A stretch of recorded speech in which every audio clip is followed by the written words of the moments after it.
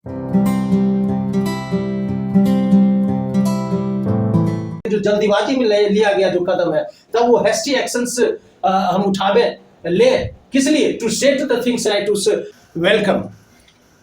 Let's deal with this cloze test. A stitch in time saves 9. This wise saying suggests that and dash action taken on time to rectify an error rules dash the possibility of accumulation of such errors and future dash. Right from the very beginning, जहाँ से शुरू होता है cloze test, वहाँ से लेकर अंत तक पहले पढ़ना चाहिए। आप पहले पढ़ें और समझने की कोशिश करें कि क्या इसमें दिया हुआ है, क्या चीज़ समझना है, और उसके बाद इसको ब्लैंक्स जो है, इसको ब्लैंक्स को फिलअप करना है। Once again, a stitch in time saves 9. This wise saying suggests. A stitch in time saves 9 means, तो किसी भूल को अगर सही समय पर यदि सुधार लेते हैं तो वह आने वाली किसी भी बड़ी समस्याओं से हमें बचाती है। अब इसमें दिया है इसी को, a stitch in time saves 9. This wise saying suggests. यह wise saying जो है वह हमें सुझाव देता है that and dash action taken on time, जो समय पर लिया गया हो, to rectify an error, किसी एरर को रेक्टिफाई करने के लिए, मतलब उसको सुधारने के लिए, rules dash the possibility of accumulation of such errors and future dash. तो वह रूल्स डैश करता है the possibility of accumulation of such errors, ऐसे एरर्स के एक्यूमुलेशन मतलब उसके संचय होने से, उसके जमा इकट्ठा होने से डैश करता है, ठीक है ना। And future dash wisdom therefore lies in correcting the error. ये कह रहा है विजडम इसलिए lies in correcting the error as soon as it is dash. यह एरर के बारे में, एरर के लिए इस प्रोनाउन का प्रयोग किया गया है it is as soon as, जितना शीघ्र हो सके, जो ही इट इज डैश जितना पहले यह डैश होता है उतना ही जल्दी इस एरर को करेक्ट कर लेना चाहिए, यही बतलाया है। There is no point in allowing the dash to go through, there is no point in allowing the dash to grow and then take hasty actions to set the things right. इसमें बतलाया there is no point in allowing the dash to grow. The dash को grow करने के लिए उसे allow करें, इसका कोई मतलब नहीं है, यह useless है। And then take hasty actions, और उसके बाद तब hasty actions, ऐसे actions जो that is taken very quickly, जो बहुत ही जल्दी, तेजी से, बिना सोचे समझे जो एक्शंस लिए जाते हैं, बिना किसी विचार के, बिना किसी सोचे समझे जो एक्शंस लिए जाते हैं, जल्दीबाजी में लिया हुआ जो कदम है उसे बोलते हैं हैस्टी एक्शंस। तो to grow and then take hasty action to set things right, किसी गलत चीजों को सही करने में जो हम हैस्टी एक्शंस लेंगे, किसी समस्या को हल करने में जो हैस्टी एक्शंस लेंगे, इससे जो है इसका कोई मतलब नहीं होगा। यही अर्थ इसका बतलाया है। मोटा मोटी जो मीनिंग जो इसका दिया है ये समझने की जरूरत है। ये आप जब समझ जाते हैं तो इसका जो ओवरऑल क्या कह रहा है उसके बाद बनाना शुरू करते हैं। Now a stitch in time saves 9. This wise saying suggests that and dash action taken on time. अब कौन से एक्शन के बारे में कहा? जो taken on time, जो समय पर, ठीक समय पर जो लिया जाता है। rectify an error, to rectify an error rules dash the possibility of accumulation of such errors. कहा जो suggest that and dash action, अब इसमें दिया superficial action, फिर दिया है and dash appropriate action, फिर दिया है wrong action, फिर यहाँ दिया opposite action। पहली बात तो ये समझना कि यहाँ पर n का प्रयोग किया गया। n के बाद ये superficial होना ही नहीं है, wrong होगा नहीं, एक अपोजिट और दूसरा एप्रोप्रिएट, ये सबसे पहले समझ लेना है, इससे समय आपको बचेगा।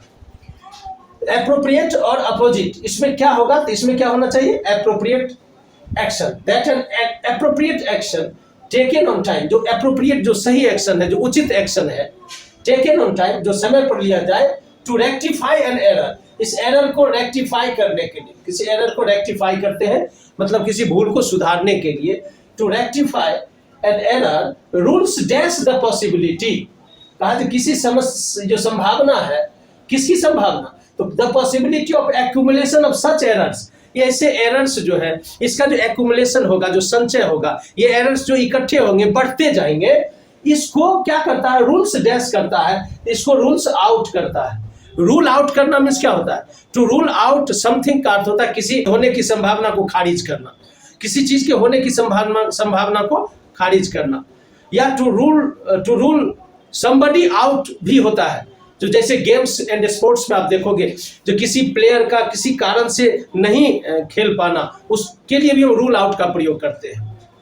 और ऐसे यूज में आप देखोगे कि इसका प्रयोग प्रायः पैसिव वॉइस में ही होता है, जैसे he was ruled out of the play with his leg injury, leg injury उसको हो गया था, इस कारण से उसे रूल आउट कर दिया गया, उसका खेलना जो है वह खेलने की कोई संभावना नहीं रह गई है। इसमें क्या कहा, जो रूल्स आउट द पॉसिबिलिटी, जो संभावना है एक्यूमुलेशन ऑफ सच एरर्स का, इसको रूल्स आउट करता है, इसको खारिज करता है, इन संभावना को हटा देता है, समाप्त कर देता है। रूल्स आउट द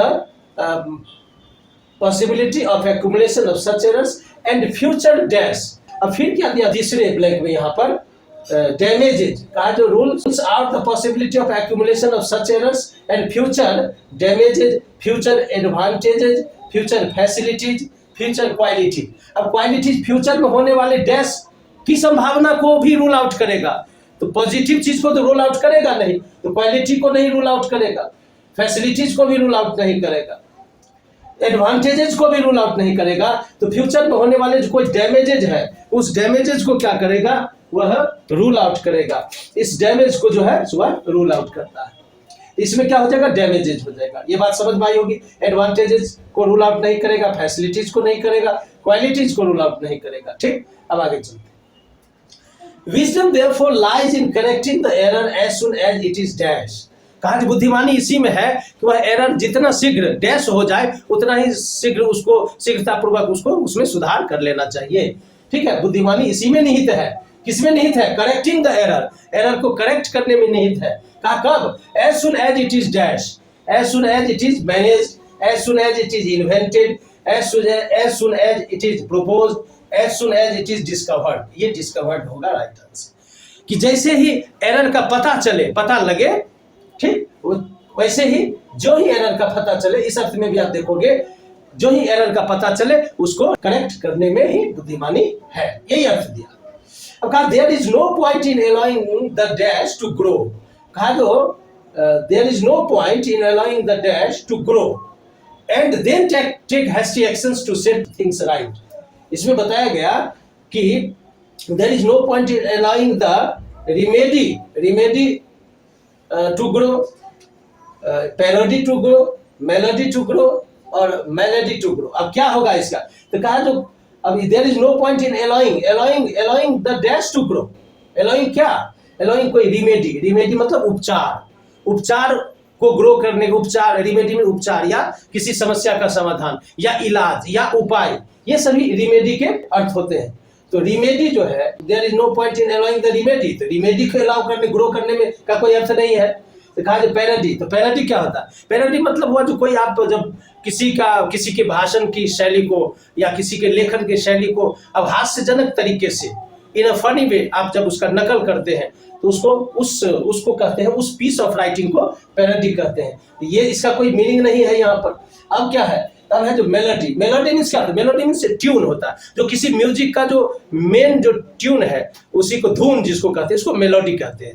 तो मेलोडी का भी कोई मतलब नहीं, ये मेलोडी है। ये मेलोडी का अर्थ क्या होता है, इसका अर्थ होता है सीरियस, कोई सीरियस प्रॉब्लम, एक सीरियस प्रॉब्लम इसका अर्थ होता है, या इसको कोई इलनेस, आप इलनेस भी इसका अर्थ होता है, इलनेस में कोई बीमारी, तो यह इसका अर्थ है। तो यही कहा कि there is no point in allowing the melody, melody जो है उसको बढ़ने दिया जाए, सीरियस प्रॉब्लम को बढ़ने दिया जाए, और देन और तब टेक हैस्टी एक्शंस, बिना कोई विचारे सोचे विचारे, कोई बिना पर्याप्त सोच विचार के जो जल्दीबाजी में लिया गया जो कदम है, तब वो हैस्टी एक्शंस हम उठावे ले किस लिए? To set the things right, उन चीज़ों को, समस्याओं का हल निकालने के लिए या खराब चीज़ों को सही करने के लिए जो हल उठाएंगे, इसका कोई मतलब नहीं है। देयर इज नो पॉइंट, इसका कोई अर्थ नहीं है, कोई मतलब नहीं है, यूजलेस है। यही इसका अर्थ था। आपने देखा तो फर्स्ट में आपको क्या आया? तो फर्स्ट में आया है एप्रोप्रिएट, ठीक है। अब सुपरफिशियल क्या? सुपरफिशियल के कई अर्थ होते हैं। जैसे सुपरफिशियल, शैलो के अर्थ में सुपरफिशियल का प्रयोग करते हैं। जैसे सुपरफिशियल आपको क्या हो सकता है? सुपरफिशियल अंडरस्टैंडिंग हो सकता है, अंडरस्टैंडिंग सुपरफिशियल हो सकता है। सुपरफिशियल तुमको नॉलेज हो सकता है, नॉलेज, सुपरफिशियल नॉलेज हो सकता है। सुपरफिशियल मतलब बाहरी, भीतर, मतलब नॉट डीप, तो कहते हैं ऊपर का नॉलेज, सुपरफिशियल नॉलेज हो सकता है। इसके बाद सुपरफिशियल इंजरी भी हो सकता है। सुपरफिशियल जो है आप देखो, सुपरफिशियल इंजरी, ये इंजरी भी होता है, सुपरफिशियल इंजरी भी होता है। जैसे किसी को अगर कोई कट हो गया हो, कोई घाव हो गया हो या जल गया हो, केवल ऊपर का जो लेयर है स्किन का, बस वही जला हो तो उसको, या वही कटा हो तो उसको सुपरफिशियल इंजरी भी कहते हैं। इसके बाद तुमको सुपरफिशियल एनालिसिस भी होता है। आप जैसे किसी मैटर को आप ऊपर से ही आप देख लेते हैं, ऊपर से देखने में लगता है, आप ऊपर से ही आप एक्सप्लेन कर देते हैं, एनालाइज कर लेते हैं, और डीपली आप नहीं देखते हैं उस चीज़ को, तो सुपरफिशियल एनालिसिस भी कहते हैं। फ्रेंडशिप भी सुपरफिशियल होता है। जो दोस्ती जो है सो गहरी अगर ना हो, सुपरफिशियल फ्रेंडशिप भी हो सकता है। आप देखोगे तो फ्रेंडशिप होता है, ठीक। इसके बाद आप देखोगे तो सुपरफिशियल एनालिसिस, सुपरफिशियल सिमिलरिटीज भी होता है, या डिफरेंसेस भी हो सकता है। ये किस अर्थ में प्रयोग होता है इसका? सुपरफिशियल सिमिलरिटी, अगर बाहर से देखने में एक जैसा लगता हो, अंदर से डिफरेंट हो सकता है, बाहर से देखने में एक जैसा, तो उसको बोलते हैं जो सुपरफिशियल सिमिलरिटीज है, इसमें समानता है इसमें, या डिफरेंसेज भी हो सकता है। तो आप उसमें देखो, एप्रोप्रिएट उचित है, रॉन्ग तो आपको मालूम है, अपोजिट उल्टा, विपरीत, डैमेजेज आप समझ रहे हैं, एडवांटेजेस लाभ, मालूम, फैसिलिटीज, फिर क्वालिटीज मालूम, मैनेज्ड, इन्वेंटेड, प्रोपोज्ड प्रस्तावित, प्रस्ताव करना, प्रोपोज्ड, डिस्कवर्ड। हाँ, यहाँ पर एक चीज आपको समझना है, मैं आपको एक टास्क देना चाहता हूँ कि यहाँ पर आप देखोगे कि इन्वेंट और डिस्कवर का प्रयोग किया गया है। तो so what is the difference between the words invention and discovery? Invention और डिस्कवरी में क्या अंतर है, ये नेक्स्ट वीडियो में मैं बताऊंगा, लेकिन आपको क्या अंतर है ये कमेंट बॉक्स में आप जरूर लिखने की कोशिश करें, ठीक है। यहाँ पर आप देखो जैसे hasty action, hasty actions means क्या हुआ? The action that is taken very quickly. अब कोई एक्शन जो बहुत जल्दीबाजी में लिया जाता है, बिना कोई सोचे समझे, गलती होने की संभावना रहती है उसमें, तो उसको हैस्टी एक्शन से बोलते हैं। अब देखोगे यहाँ पर दिया सेट थिंग्स राइट, इसका बार बार प्रयोग है, सेट से तो बनने वाली बहुत सारी फ्रेजेज है।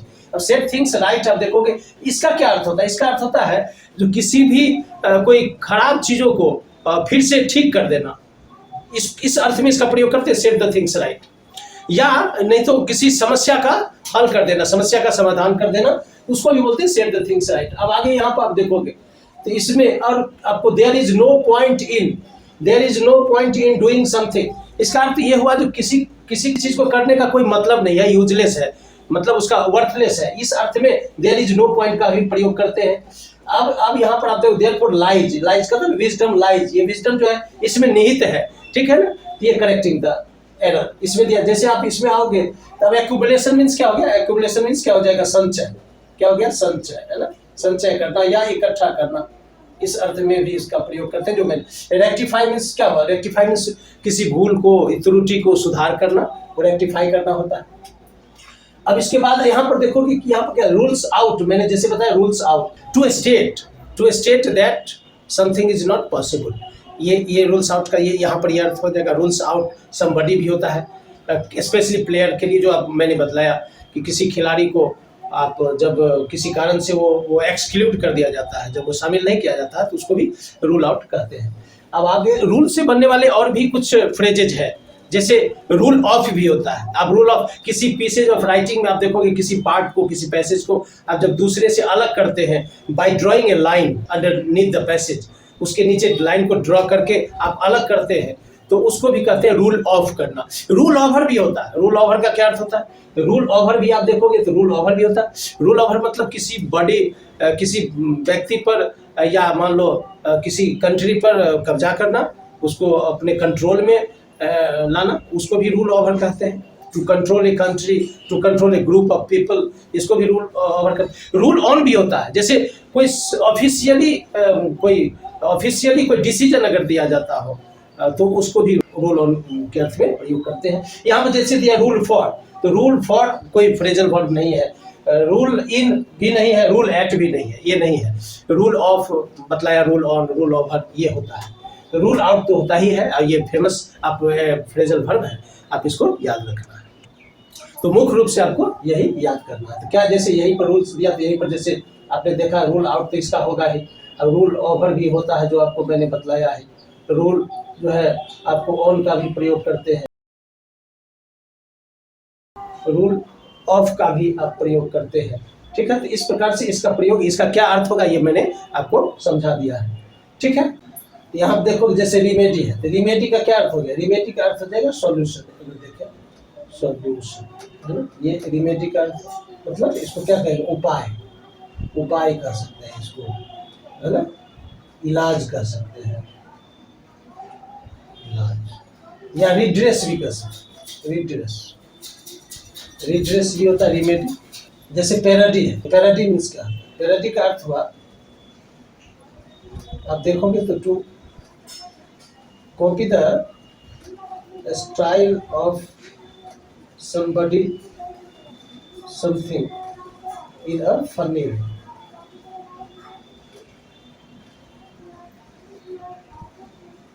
in a funny way, है ना, ये लिखते हैं पैरोडी। मेलोडी, मेलोडी तो आपको पता है ये ट्यून होता है, मेन ट्यून होता है किसी भी म्यूजिक का मेन ट्यून।